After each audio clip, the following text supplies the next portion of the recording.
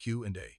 If the human tendency toward competition and identity making is part of the problem, what kinds of civic practices or cultural habits might help us sustain the kind of mutual dignity you describe? I had to take my time to deliver a simple response.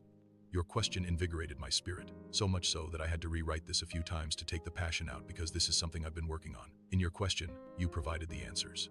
Change civic practices or cultural habits to meet the needs of the people. It's easy to live in a society that blames the problem on an outside source, living in the truth that you are the problem. In a culture focused on rehabilitation, healing, rather than condemning, we are humans in the human condition, with free will. Things are going to happen. The way we, as a collective, decide to deal with those things that happen that exhibit growth, the growth of humanity out of savagery. Vlad the Impaler, Dracula, Vlad the Impaler, was known for his brutal methods of execution. An estimated 40,000 to 100,000 people perished under him. Imagine if the people around him simply rejected his method, turned their attention to him, and said, "You need to work on that. There is something within you that makes you want to do these things. Work it out." I used Vlad in this example, but the name could be substituted for any of the historically horrible people who have existed throughout time. Truth be told, it wasn't the person who did it all. Out of those 40,000 to 100,000 people killed, how many do you think he himself killed? Any number is too great. The truth is, it was the people who agreed it should happen. It was the people who helped them make it happen.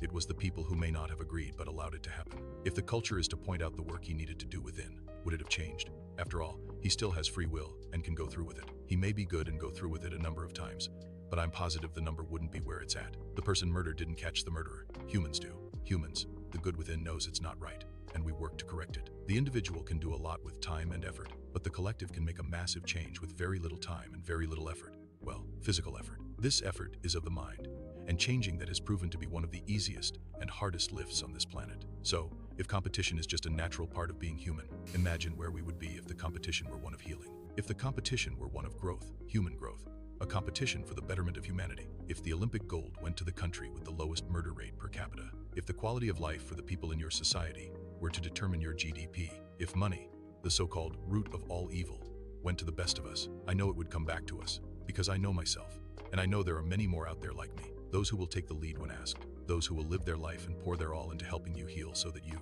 too, can live a better life. A crucifixion of another sort, not a life stolen but a life lived. A joyful sacrifice, where we all benefit. Moses.